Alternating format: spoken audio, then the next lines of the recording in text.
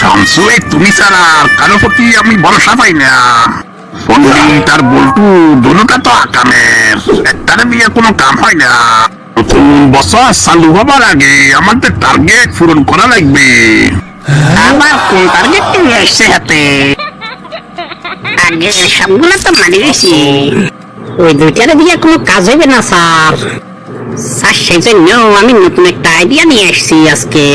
মার্কেটের চাহিদার প্রতি লক্ষ্য রাখি আমি চিন্তা করতেছি আমরা নতুন করে টিকটিকির ব্যবসা চালু করব।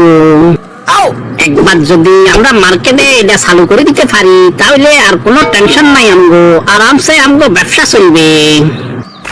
আমি লক্ষ্য করছি পৃথিবীর মধ্যে টিকটিকির বংশ একেবারে ধ্বংস হয়ে যাইতেছে। আমাদের এই ব্যবসার মাধ্যমে এটার বংশ বিস্তারটা অন্তত টিকে থাকবে। Oh my god. ওই দিন তো টিকটিকির ডিম খাইয়া আমি অসুস্থ হয়ে গেছিলাম, পরে দেখলাম আমার পেটের জন্য অনেক উপকার হয়েছে। এইটা আমি ডাক্তারের সাথে একটু আলাপ করি, দেখেন আসলে কোনো উপকার আছে কিনা, না আমার পেটে সমস্যা। টিকটিকি কিন্তু পরিবেশের জন্য অনেক উপকারী জিনিস। এটা টিকটিক শব্দের কারণে অনেকে এটারে ভাগ্য লক্ষণ মনে করে। সব চিড়িয়াখানার মধ্যেও আমরা এটা সাপ্লাই দিতে পারবো। অনেক চমৎকার একটা আইডিয়া দিছে শামসু, সেটাই তোমার আমার এত পছন্দ।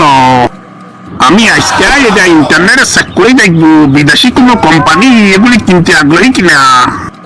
দেখেন স্যার, দেখেন আমার মনে হয় পাইয়া যাবেন। মানুষ তো আজকাল কত কিছুই কিনে। শখ করি কেউ যদি কিনতে চায় আমাদের ব্যবসা তো সাঙ্গা।